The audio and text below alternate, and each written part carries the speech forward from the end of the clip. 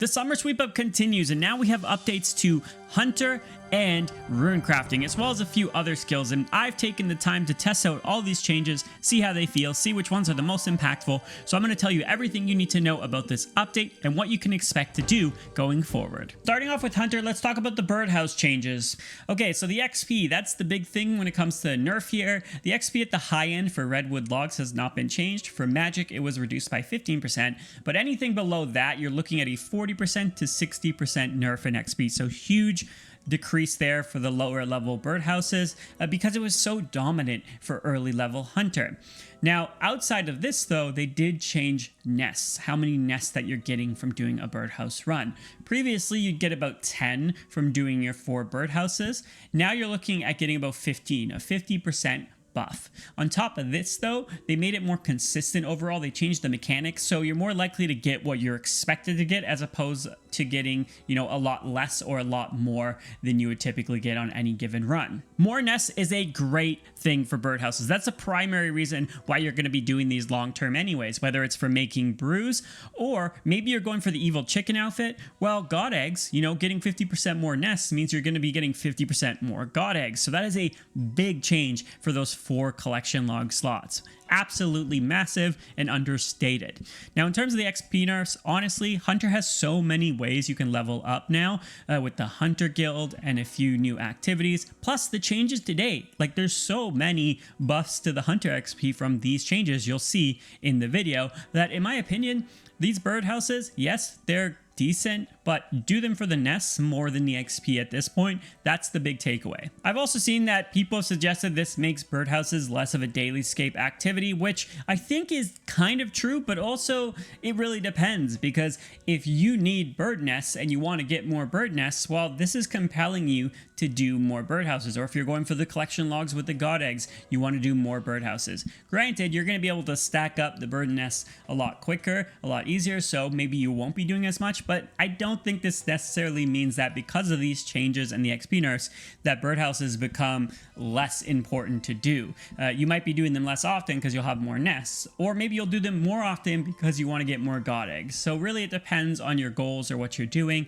Still a positive change, still something I could see a lot of players doing daily. Falconry also got some buffs. The big one here is that you can move your character after launching the falcon, so you can go right up to it, making the process of catching the kebbits, picking them up a lot quicker. So this means that the hunter rumors become even quicker, even though they were already a very good task. So that's very nice.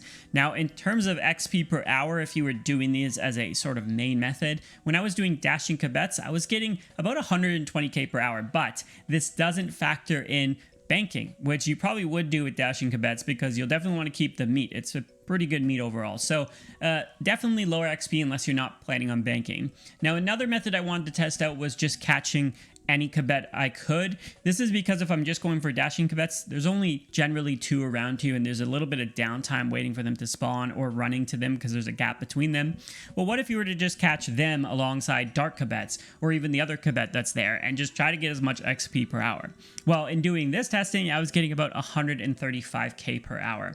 And the other change that they made here is that if your inventory is full, you'll continue catching. So really, this means that there is technically a method out there where you can just catch kebbits non-stop and get 135k per hour. That's pretty good. Obviously, that's at the high end, you know, when you have the best catch rate. So if you're lower leveled, you're going to get less. But I think there's going to be a sweet spot here where you can actually catch these for decent XP. Yeah, you're not going to get 135k, but at your level range, I think it's in the mid 40s or something like that, maybe a little bit higher. It's potentially going to be a decent training method.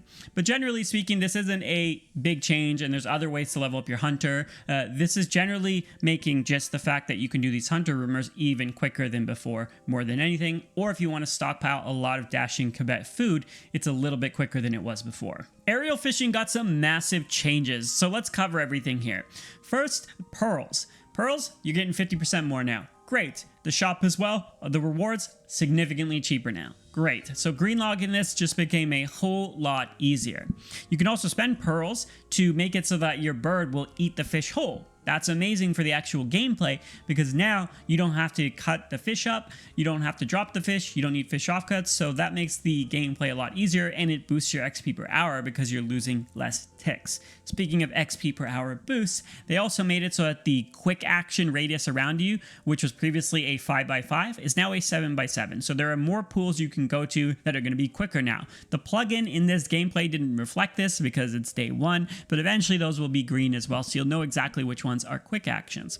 And then the last thing that they added was these frenzied pools that show up once in a while, where you can just click on it once and your bird will go back and forth. And it doesn't matter how far it is or how close it is, it's a 3-tick catch rate no matter what. So this gives you a little bit of downtime, about 10 seconds of downtime. Or if you want to be, maximizing your XP per hour, your pearls per hour, you can use this as an opportunity to weave in between quick actions. So there could be a quick pool near you, then you go back to this pool. Another quick pool near you, go back to this pool. And it's actually a pretty good flow overall. Or it just gives you time to allow those other spawns to show up. If you end up with a situation where there's not a lot of quick spawns around you, just stay at this pool. So those are the changes. Now in terms of XP per hour and pearls per hour, oh man, huge differences now. I'm 96 fishing and I didn't use super fishing potions, so I didn't get the absolute max here, but I was getting 85k per hour fishing, which is really, really good. On top of that, I was getting 109k hunter XP, so nearly 200k combined. If you're max level and you're using super hunting potions, super fishing potions, you're going to get even more. If you're lower level, obviously you're going to get less, but I still feel like these buffs are going to make it very viable at all the brackets because it's a dual training method. So we talked about birdhouses being nerfed. Well, hey, you can get some solid hunter XP here alongside fishing, which is a pretty hard skill to level up.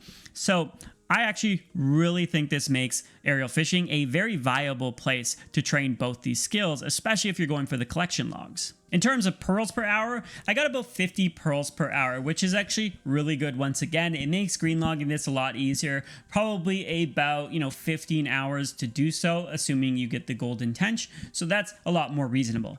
On top of this though, especially once you've green logged it, there's shark lure in the shop now, and it costs 1 pearl to get yourself 100 shark lure. So this means in an hour, you're getting yourself 5,000 shark lure. Now I know we've memed on shark lure quite a bit as a sort of bad item, but if you can get 5,000 in an hour, right? If you do this for a couple hours, you're getting over 10,000. Makes it feel like these shark lure could have a place now.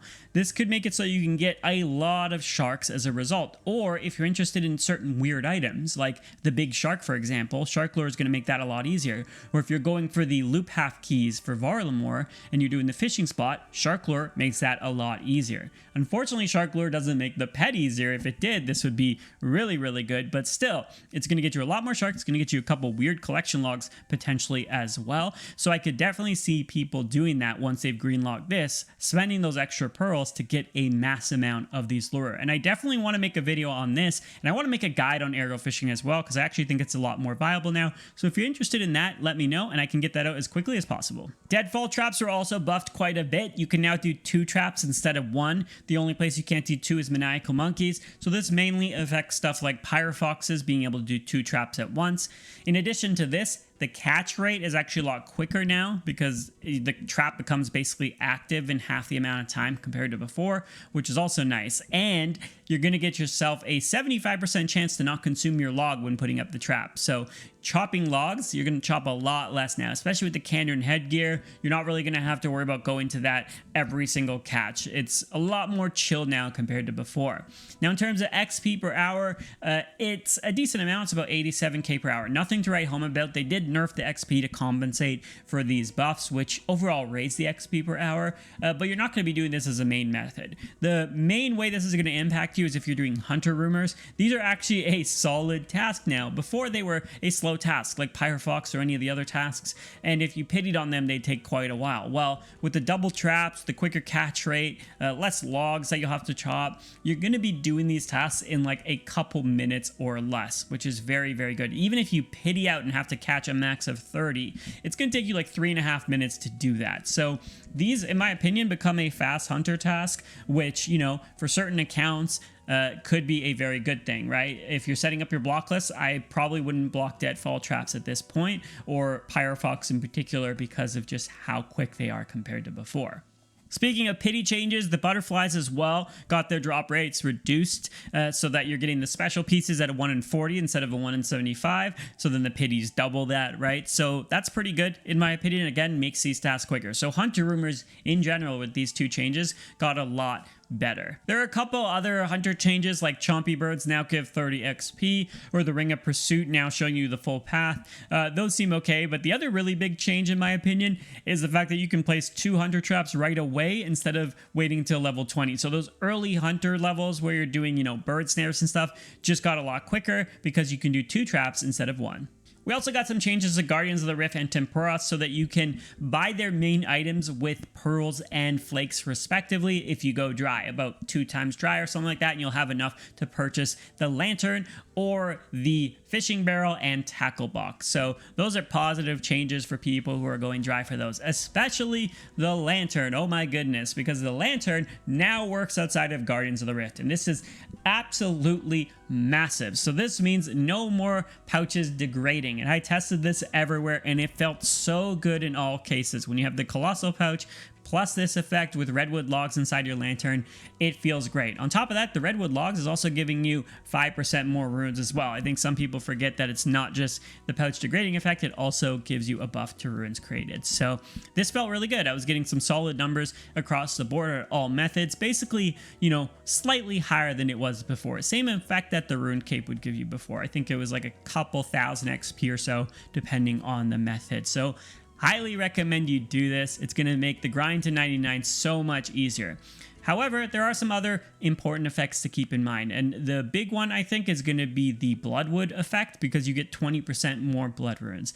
This seems massive. So if you're 99 and you're getting yourself some blood runes, well, you just got yourself 20% more. That is very, very good. I'd also argue if you don't mind repairing your pouches at blood runes and you're like an Iron Man who's not 99, it's probably worth using the Bloodwood logs instead of the Redwood logs, because 20% more runes seems like it's worth the cost of doing NPC contact every once in a while. So I think generally these changes are absolutely incredible.